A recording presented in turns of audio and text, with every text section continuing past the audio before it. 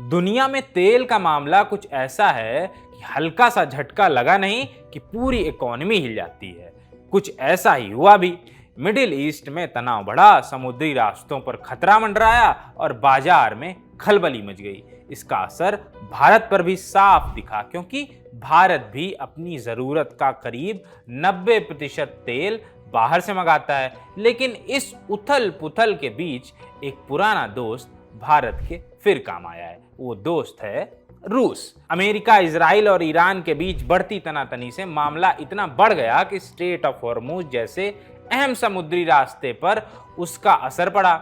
ये वही रास्ता है जहां से दुनिया का करीब 20% तेल गुजरता है। अब यहां दिक्कत आई तो तेल की सप्लाई पर भी ब्रेक लग गया। सप्लाई रुकने की वजह से मार्च में भारत के कच्चे तेल का इंपोर्ट पहले के मुकाबले 13% गिर गया। वहीं मिडिल ईस्ट से आने वाले तेल की सप्लाई 61% गिरकर प्रतिदिन 11,80,000 बैरल हो गई। माने अगर पहले 100 लीटर तेल आता था तो अब सिर्फ करीब 39 लीटर तेल ही बचा है। अब जैसी ही समस्या होना शुरू हुई, मतलब जैसे ये दिक्कत आनी शुरू हुई, भारत ने तुरंत गेम पलट दिया। मिडिल ईस्ट से सप्लाई घटते ही भारतीय रिफाइनरियां एक्टिव हो गईं और समुद्र में जो भी रूसी तेल टैंकर घूम रहे थे उन्हें धड़ल्ले से खरीदना शुरू कर दिया। नतीजा ये कि मार्च में रूस से तेल खरीद लगभग दोगुनी होकर प्रतिदिन 22.5 लाख बैरल यानी 2.25 मिलियन बैरल पहुंच गई। आसान भाषा में कहें तो मार्च से भारत का आधा जो मार्च का कच्चा तेल है अकेले रूस से आया है।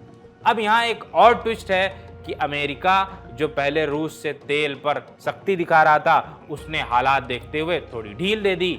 अमेरिका ने तेल की बढ़ती कीमतों पर लगाम लगाने के लिए रूसी तेल से प्रतिबंध हटा दिए। लगभग अमेरिका की इस छूट का सबसे ज्यादा फायदा भारत को मिला। मीडिया रिपोर्ट्स के मुताबिक कुछ वक्त पहले अमेरिकी प्रतिबंधों की वजह से भारत ने रूसी कंपनी रोसनेफ्ट और लुकोइल से खरीदारी कम कर दी थी। साल 2025 में डोनाल्ड ट्रंप प्रशासन के दबाव की वजह से भारत को कुछ पाबंदियां भी झेलनी पड़ी थी। लेकिन हालिया स्थिति में ये समीकरण बदल गए हैं। दैनिक भास्कर की रिपोर्ट के मुताबिक भारतीय रिफाइनिंग कंपनियों के अधिकारियों का मानना है कि रूस से तेल इंपोर्ट करने के लिए मिली अमेरिकी छूट को आगे बढ़ाया जा सकता है। लेकिन अगर ऐसा नहीं भी होता है तो भी दूसरे विकल्पों से भारत तेल की खरीदारी जारी रख सकता है। तेल मंत्रालय की संयुक्त सचिव सुजाता शर्मा ने जब अमेरिकी छूट की जरूरत के बारे में पूछा गया उनसे, तो उन्होंने साफ कहा कि रूसी तेल खरीदने का फैसला पूरी तरीके से कॉमर्शियल और टेक्निकल फिजिबिलिटी पर आधारित होगा। यानी अगर भारतीय रिफाइनर्स को रूस से तेल लेना किफायती लग रहा है तो वो इसे जारी रखें। अब चलते चलते उन सीक्रेट रास्तों के बारे में भी बता देते हैं जिनसे रूसी तेल भारत तक पहुंचता है।